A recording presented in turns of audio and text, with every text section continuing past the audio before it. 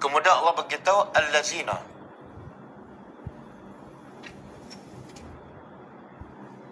orang-orang yang ukhriju, mereka diusir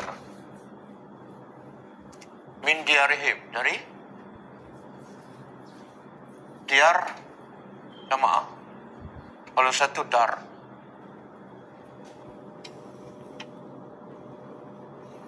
mereka diusir bighairi haqqin, tanpa hak ataupun tanpa sebab.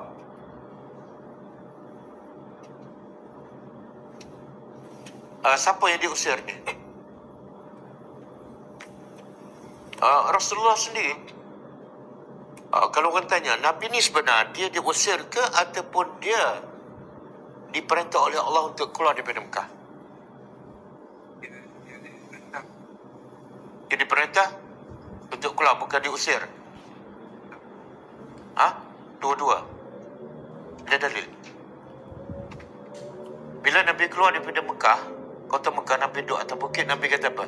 Nabi cakap dari Mekah, Mekah ni engkau adalah bumi yang paling Allah cinta, dan Mekah juga adalah bumi yang paling aku suka. Laula ukhrijtu, kalau aku tidak dikeluarkan, aku takkan keluar daripada Mekah. Jadi daripada hadis tu Nabi diusir. Tapi Nabi diusir dengan izin Allah. Jadi Allah kata orang-orang yang diusir, itulah Islam. Nabi nak tegakkan Islam, nak sebarkan Islam sampai tahap diusir. Kita senang-senang je. Buka puasa, more, sahur, raya. Okey, illa, apa dosa ni? Apa dosa Nabi dan sahabat? Adakah dia buat jenayah? Tak. Adakah Nabi berkhianat? Bukan. Tapi kenapa diusir? Kenapa ada sebagian sahabat diseksa dan dibunuh? Apa jenayah mereka?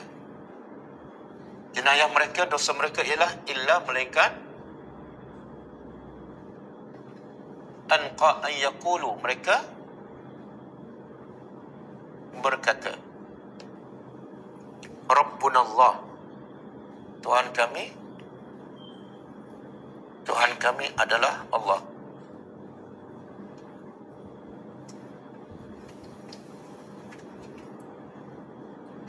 Satu je dosa mereka. Mengaku beriman dengan Allah adalah satu dosa besar bagi orang kafir. Nak rasuah okey lagi. Nak bunuh orang okey lagi. Nak minum arak okey lagi. Jangan mengaku beriman. Boleh? Makna apa tu? Orang kafir cukup tak suka bila orang tu beriman. Kamu nak buat jenayah apa? Silakan. Jangan buat satu je. Jenayah beriman kepada Allah. Dan di sini menunjukkan bila orang tu beriman kepada Allah, mesti tidak disukai dan dibenci oleh orang kafir. Mesti. Tapi sekarang kita beriman, ada tak orang kafir benci pada kita? Tak nampak. Tapi zaman Nabi nampak tak orang kafir benci? Sampai ditangkap sahabat, bunuh, Nabi pun kena usir. Kenapa zaman Nabi orang kafir sangat benci bila melihat orang beriman? Mereka perangi habis-habisan.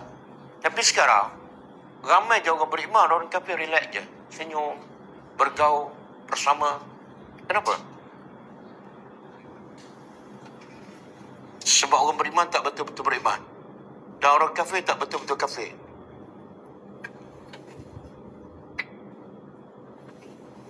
Sebab apa?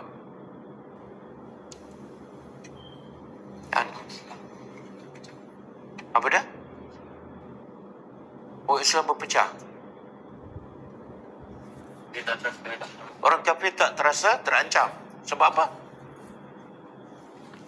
Sebab kita tak berdakwah pada mereka. Jadi mereka tak terasa terancam lah. Dan Islam kita hanyalah tepi di laut.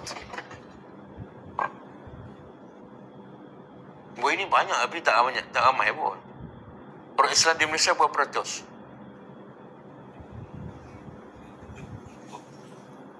Itu yang nama Islam. Kalau yang betul-betul solat, bukan buih tu, bukan buih tu.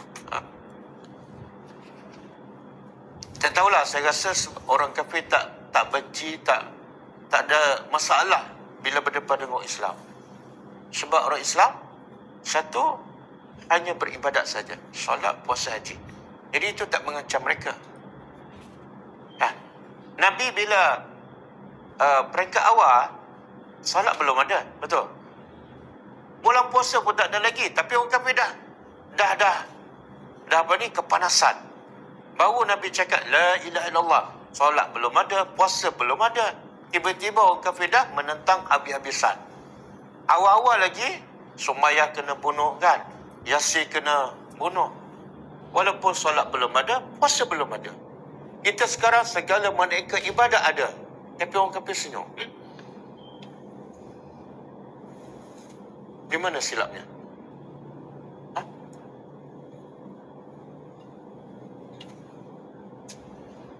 Okey, sama-sama fikir. Jawapannya saya tunggu selepas raya nanti ya. Satu persoalan, betul tak? Bila kita tak ada buat yang ni, teruknya Nabi dengan sahabat sampai kena berperang, sampai nak berperang pun tak boleh, sampai tak Allah izin, Allah wajib, baru boleh berperang. Sampai kena halau. Kita relax je terima Islam kan? Pergi Mekah, lepas tu buat ibadat, lepas tu selfie makanan. Senang je Islam. Lepas tu minta syurga kan? Siapa ada jawapan sekarang? Kenapa orang kafir tak benci? Tak bergaduh, Sebab orang Islam? Nabi, orang kafir benci sebab hari pertama Nabi dah berkata, aku nak cerita, Tuhan aku bukan Tuhan yang kamu sembah. Tuhan aku ialah la ilaha illallah. Dan orang kafir, orang musyrikin Mekah cukup faham. Bila sebut la ilaha illallah, apa maksud dia? Bukan setakat tidak ada Tuhan yang berhak disembah melainkan Allah saja. Tak. Tidak ada segala peraturan yang wajib kamu ikut daripada bangun pagi sampai tidur malam melainkan peraturan Allah sahaja. Itu bergaduh. Mana daripada hari pertama orang kafir tahu Nabi bawa agama nak tukar semua peraturan hidup kita. Bukan solat aja. Sebab tu orang musyrikin bagi tahu kepada Nabi, kamu bawa satu mesej yang kamu akan diperangi habis-habisan. Hari pertama mereka dah faham. Kita pula lahir dalam Islam, bukan mengucap. Yang mengucap pun tak terfikir pun bahawa dia akan berperang dengan musuh dan sebagainya. Jadi mesej Islam yang sebenar tak sampai pada kita dan tak mungkin kita dapat sampai pada orang. Apa dia? Islam ialah menukar segala peraturan hidup. Pendidikan, ekonomi, politik, semua kena tukar. Yang kita faham Islam, kita diajar Islam, rukun Islam. Solat, puasa, haji, sedekah. Ada duit, bagi zakat. Settle. Kan? Sebab Nabi bawa Islam daripada Al-Quran. Kita terima Islam daripada apa? Bukan daripada Al-Quran. Kita terima Islam daripada buku-buku yang dipecah-pecahkan. Rukun Islam, rukun iman. Betul kan? Okey, jadi Allah kata, dan sama juga dengan surah Al-Buruj. Kalau kita kisah surah Ashabul Ukhdud, bila ada yang beriman, raja yang zalim gali parikkan dan nyalakan api yang besar untuk bakar orang baru je satu hari beriman, dah nak kena bakar. Dan Allah beritahu apa sebab orang kafir ni sangat geram kepada orang beriman. Walaupun ada budak kecil, dia tak kesian langsung. Yang penting mereka geram sebab apa? Wa ma naqamu minhum illa an yu'minu. Surah Al-Buruj ayat apa ni? 8. Illa an yu'minu billahi al-azizil hamid.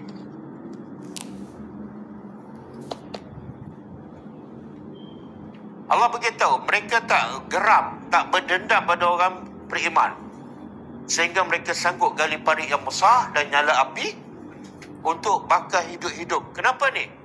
Mereka tidak geram, tidak benci kepada orang beriman, mereka sebab mereka beriman dengan Allah Al-Aziz Al-Hamid. Itu je. Sama dengan ayat ni. Illa ayyaqulu Rabbuna Allah. Jadi mengaku beriman satu jenayah dosa besar bagi orang kafir. Tapi sekarang kita mengaku beriman, kita buat apa? Orang kafir tak anggap satu dosa, satu ancaman.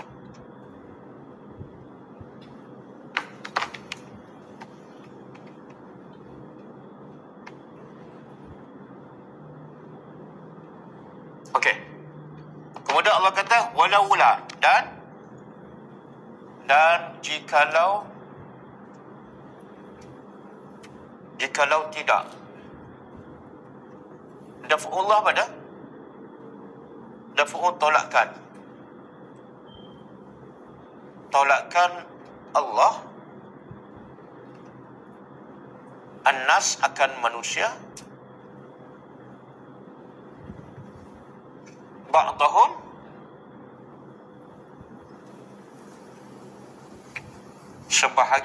sebahagian mereka, liba'din dengan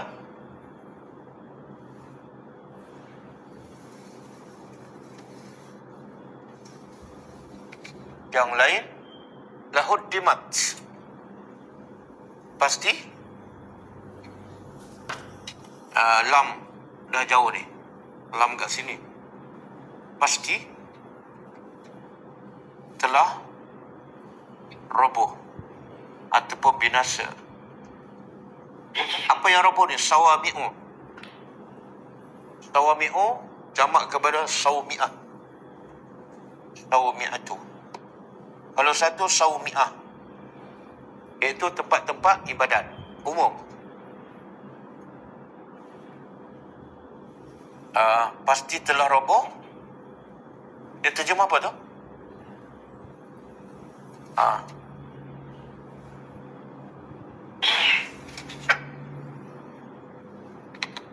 Sawami'un ni tempat ibadat umum. Satu. Yang kedua, Wabiya'un, itu gereja, tempat ibadat Kristian. Wabiya'un, Kristian. Tempat ibadat umum. Kemudian Wabiya'un dan gereja Kristian.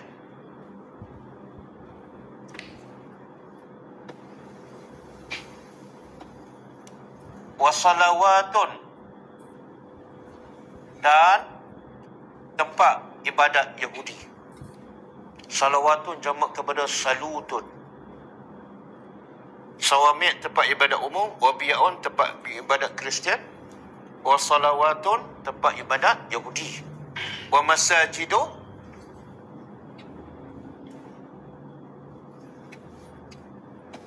masajid dan masjid-masjid, tempat ibadat orang Islam. Yuskaru, yang sekarang bukan dah harfiah ni, yang disebut dalamnya Ismullah, nama Allah, katsira.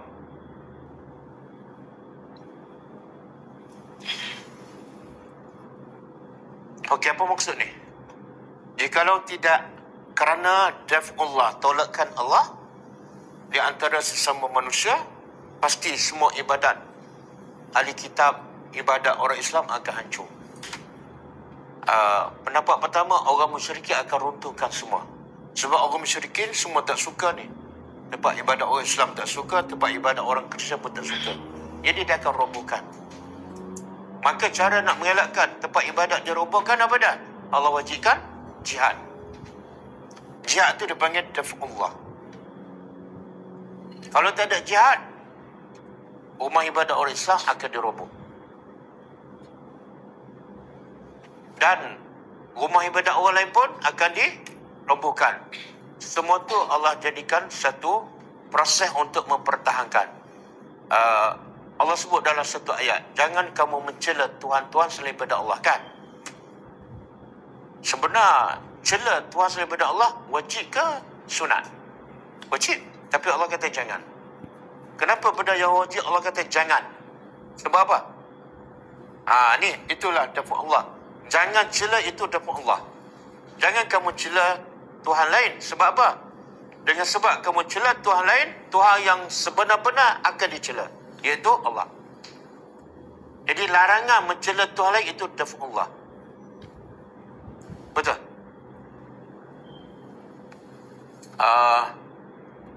Orang roboh rumah Allah dan kita pun roboh kuil, apa akan jadi? Orang ni letak kepala lembu dalam masjid. Orang Islam letak kepala khinzir dalam kuil. Bergaduh tak? Bukan bermakna Allah menggalakkan bina rumah ibadat selain pada masjid. Bukan. Tak. Itu adalah kebebasan beragama. Kan Islam tidak memaksakan, la ikraha fiddin. Kalau paksa dia tak menjadi. Jadi mereka nak buat rumah ibadat, itu hak mereka, tapi mereka akan tanggung azab di akhirat besok. Okey. Jadi dafur Allah ni lebih kepada apa? Peraturan yang Allah wajibkan untuk mengelakkan daripada rumah-rumah ibadat dirobohkan. Okey, boleh faham?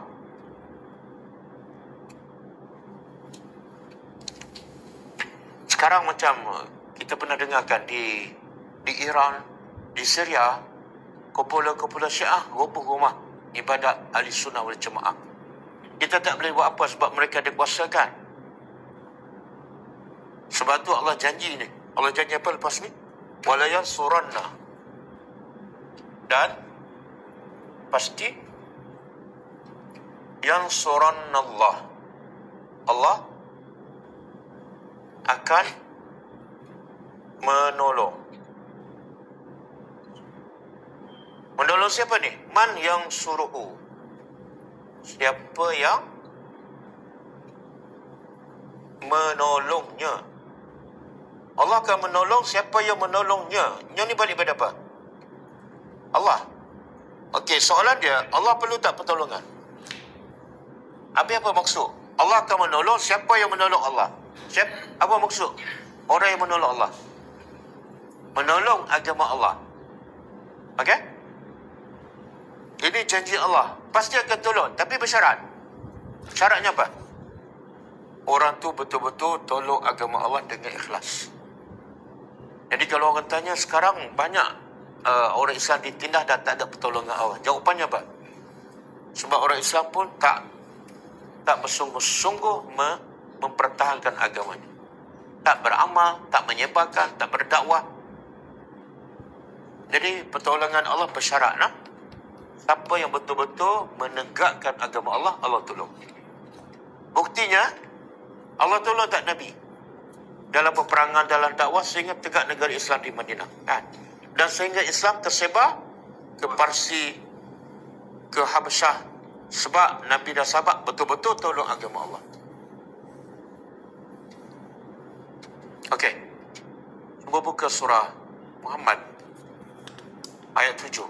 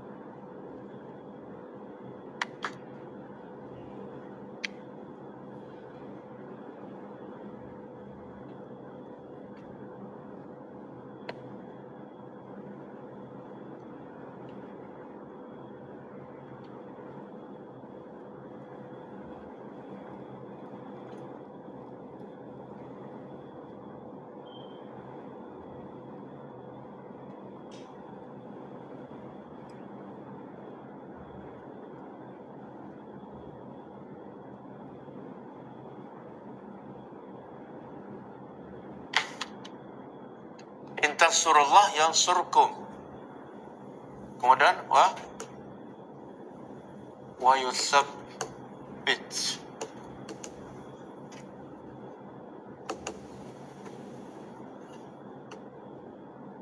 Dah.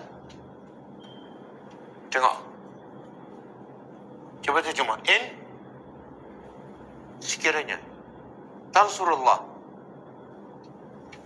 kamu tolong Allah. Tolong Allah ni maksud dia, apa maksud tolong agama Allah? Itu je. Dia solat, dia puasa, adakah itu maksud menolak agama Allah? Tak. Dia sampaikan. Apa yang dia belajar, apa yang dia amal, dia sampaikan. Dia ajak orang yang belum beriman. Dia ajak orang yang non-Muslim.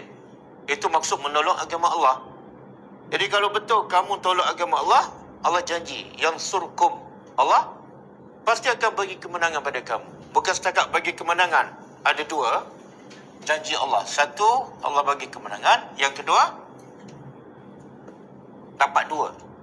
Buat satu, dapat dua. Allah akan tetapkan. Akdam ni apa dah? Akdam ni kaki. Allah tetapkan kaki. Sebenarnya Allah tetapkan pendirian. Kenapa Allah sebut kaki? Bila contohlah, kalau biasa dalam peperangan kan, kalau kita tak tahan, kaki kita tetap tak? Cabut lari. Jadi orang tu akan tetap dan tak lari bila Allah teguhkan akidahnya, keyakinannya pada Allah. Right? Sebab tu sekarang kita tengok agama Islam tak ditolong. Sebab apa? Sangkut kat sini. Ramai yang tak tolong agama Allah, tak sebar. Kadang-kadang tolong tapi tak ikhlas. Kadang-kadang ada kepentingan, betul tak? Untik dana sekian-sekian, kata untuk tolong agama Allah, tengok buat benda lain. Kan? Jadi sebab itulah kita sentiasa tak ditolong. Sebab kita kadang-kadang ambil peluang untuk kepentingan diri, kepentingan kumpulan. Kalau kita tak ditipu orang pun, kita menipu. Kan? Dan akhirnya kita pun goyang. Tak ada pendirian. Sekejap macam ni, sekejap macam ni kan. Tak tetap. Sebab keikhlasan kita menolak agama Allah tidak ada. Okey? Jadi saya seru pada semua. Kalau betul kita nak tengok Islam tu menang, Islam tu kuat, Islam di atas, jangan doa supaya orang menang. Kita sendiri bagi. Kita sendiri tolong agama Allah, kan? Tolong orang Palestin, doa orang Palestin supaya Allah bagi kemenangan. Kita tak buat apa-apa. Kan? Doa je, dah setahun. Tapi kita tak berdakwah. Kadang-kadang bukan orang lain pun. Jiran, sahabat, anak-anak, betul tak? Lepas tu saya cakap orang Palestin sebenarnya dia lebih dekat dengan Allah. Dan doa mereka lebih dimakbulkan daripada doa kita. Sebab mereka tak ada apa dah, betul? Tak ada dunia dah. Bagi mereka tak fikir pasal dunia nak hidup mewah, tak ada dah. Dalam kepala mereka nak mati syahid je. Dan kita berdoa supaya orang yang dekat dengan Allah menang. Yang kita mungkin masih jauh daripada Allah. Okey? Habis. Kemudian Allah kata apa? Innallah, sesungguhnya Allah laqawiyyun. Qawi apa dah? Pasti maha kuat. Azizun, lagi maha. Azizun lebih pada kuat, iaitu mengatasi, dan tidak ada yang boleh mengatasi Allah. Dia mengatasi dan tak ada siapa yang boleh mengatasi. Sebab itulah lepas qawi ada sifat aziz. Kenapa? Ada orang yang qawi, kuat, tapi dia tak boleh mengatasi orang sebab ada yang lebih kuat badannya. Faham? Maka Allah berkata, aku bukan setakat qawi, tapi aku azizun, boleh mengalahkan. Okey. Banyak contoh kan dalam peperangan Badar. Tentera Islam 13 orang je. Senjata pun tak banyak. Tapi Allah bagi kemenangan. Nabi Musa dengan Fir'aun. Fir'aun dia dengan kerajaan yang kuat, bala tentera yang hebat. Nabi Musa tak ada. Kerajaan tak ada, kuasa tak ada, tentera tak ada. Tapi siapa yang menang? Siapa yang bagi menang? Allah. Nabi Ibrahim seorang-seorang diri ditangkap, diikat dan dicampak dalam api. Tapi siapa yang selamat? Nabi Ibrahim. Sebab Allah Qawiyyun Aziz. Okey, boleh Jadi buat sesuatu di bulan Ramadan Buat sesuatu. Benda yang paling besar patut kita buat bulan Ramadan apa? Supaya kita akan dapat pertolongan daripada Allah. Yang paling besar patut kita buat. Apa dia? Yang dah buat apa dia? Hari ni hari keempat kan? Yang dah buat apa dia? Puasa memanglah. Ramai Nabi kata, ramai puasa tak ada apa-apa kecuali lapar dan dahaga. Puasa bukan bukti kita menolak agama Allah. Jadi benda yang paling besar, paling penting kita buat, khususnya di bulan Ramadan, supaya kita dapat pertolongan Allah di akhir.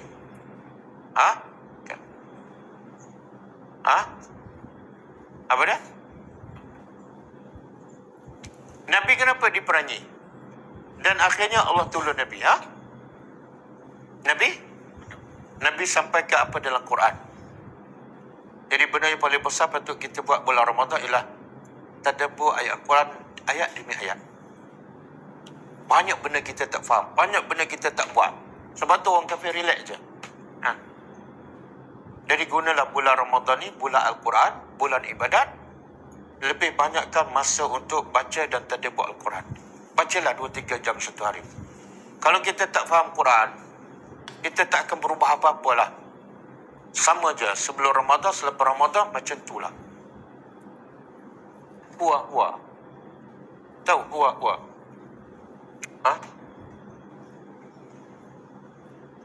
Hua-hua. Dia adalah dia. Sebelum Ramadan macam ni, selepas Ramadan macam tu lah. 3 kali Ramadan, 30 kali Ramadan, macam tu lah. Dalam kepala dia fikir pasal dunia. Okey, cukup Ada soalan? Tak ada.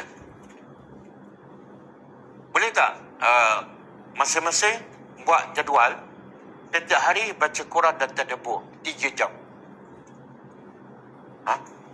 Ada pelajar mesej saya pagi ni, Ustaz, kalau ada saya masa suntuk kan, kalau pagi tu ada masa yang terhad, jadi saya nak zikir pagi, petang ataupun nak tadabbur Al-Quran. Dia boleh tanya soalan macam tu.